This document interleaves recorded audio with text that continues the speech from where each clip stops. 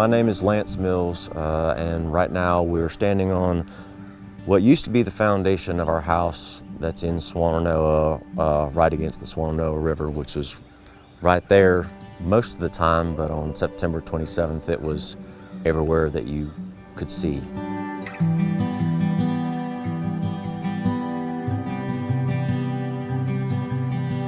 We bought the place in May of 2011, and my wife Sabrina and I and our kids, Jonah and Ollie, and this was just our center. It's a good home. I mean, it just felt, it's the most comfort I've ever experienced, being in a place that I knew was home.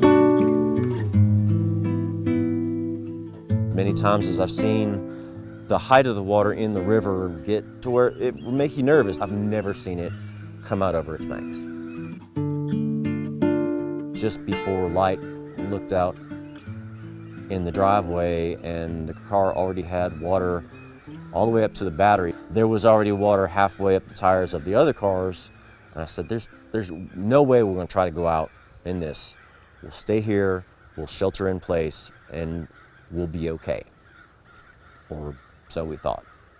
And you know, water was thigh deep in the house, almost everywhere. And then we realized that the house was being pushed off its foundation. It was floating. I was standing, I think, in the kitchen, and that feeling of like being on a boat, you're not supposed to feel that inside your house, and realized that it was way worse than what we thought.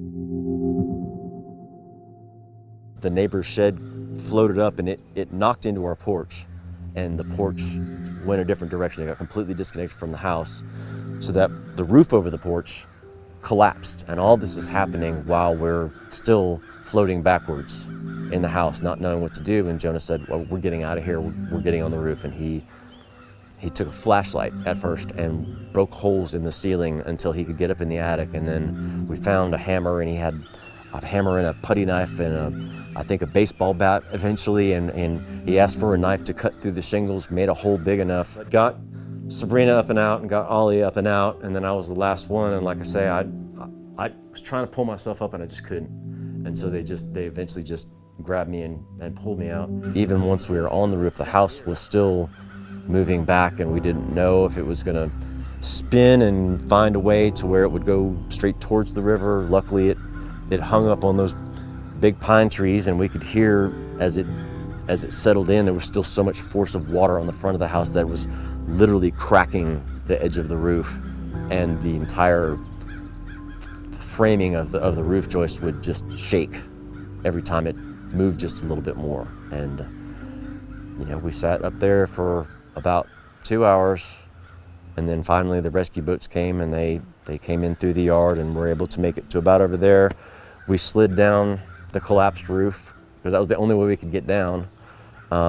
They got us into the boats and got us to where we were safe.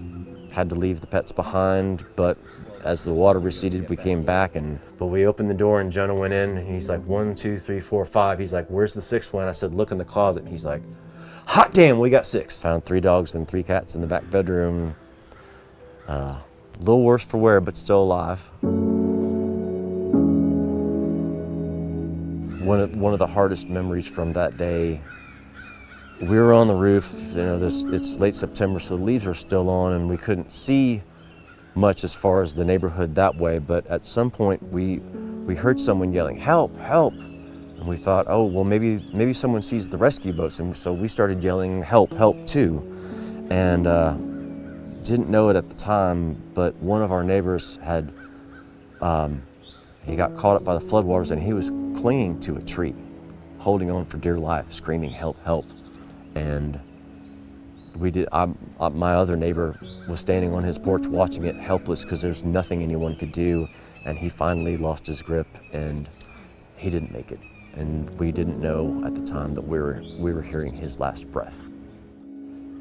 The thing that one of the things that I struggle with is that this was just Mother Nature doing what it does. This is physics. Water is uphill, it flows downhill. It goes to the lowest spot and it keeps going. When there's 42 trillion gallons of it, it looks a lot different than it does on a usual day. But we had no idea what was going to happen next. it's the uncertainty that day caused that's been one of the things that lingers. Yeah, it's just crazy.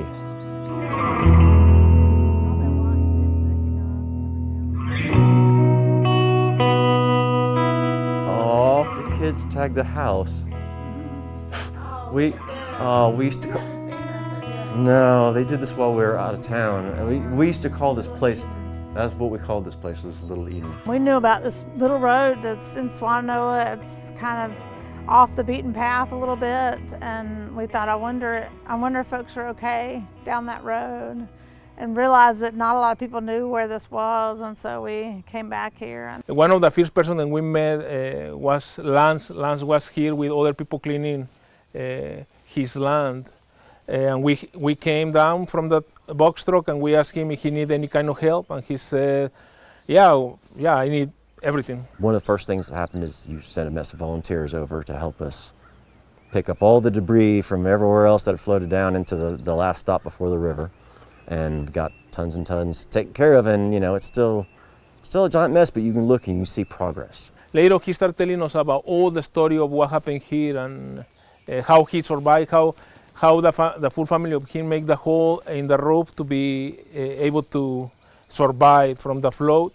And in the walk, I remember that I happened to see instruments. I see the sun shining day. One thing that we're almost guaranteed to hear in his house is music almost every day. What is the thing that make a human feel like a human, and we decide that we have to buy new instruments for him. One of the most beautiful days that I've had in the aftermath of the storm was the day that Lance came and he brought his buddy. There it is. There's a lot of dust and rust and flood mud too, but we'll knock it off later. And he hadn't played since the storm. And just to watch them play together and just all that music to come out of him again was just amazing. I've never seen no darling brown eyes or heard the lion tongue. All the good times are past and gone. All the good times are over. And then the next thing you said, hey, we've got a camper for you. So I'm going to invite you to open the RV. Okay. And I was thinking, when I watched that Lance the first time, I was thinking, I know what kind of person you are. And you said, well, go look inside and see what you think. And I looked into it, I was like, wow, this thing's brand new, it's really nice. And then I looked over on the bed. You are the same than me. I'm looking in the mirror. I know the type of music that you like. You look exactly the same than myself. So we bring you a little surprise. So we decide to buy specific records. We buy Pink Floyd, we buy Bob Marley. You were kidding me. Led Zeppelin. And there was a turntable there and a speaker, and there were half a dozen records, vinyl records. And it was thoughtful enough, kind enough to say, here, we want you to have some place to stay where you're warm and dry. But you had the presence of mind and the thoughtfulness to also say, here's also this other stuff. You all are absolutely amazing. It's not just surviving, it's getting some enjoyment, getting some joy, some extra joy. And that, like, I've told that story many times we because have to come back with the RV and with the other part of the soul. No words for this.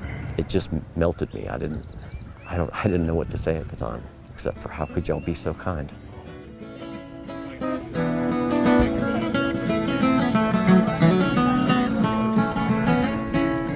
I mean, there's been that love, and it's those little things.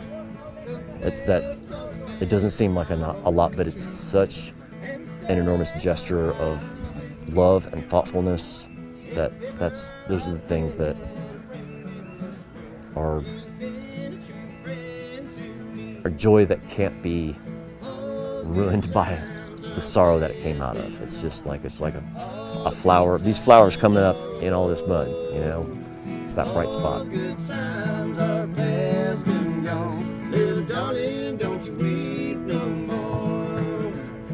To be able to write a new chapter for people in this very magical place. I stand here and This is surrounded by mountains and it's incredibly beautiful. And I know the story that they wrote here is beautiful. And to be able to say we can write a new chapter here, this is not the end of the story, is incredibly profound. So for us, it's a perfect opportunity to connect and rebuild together and rebuild with the love and the power and the music that we need.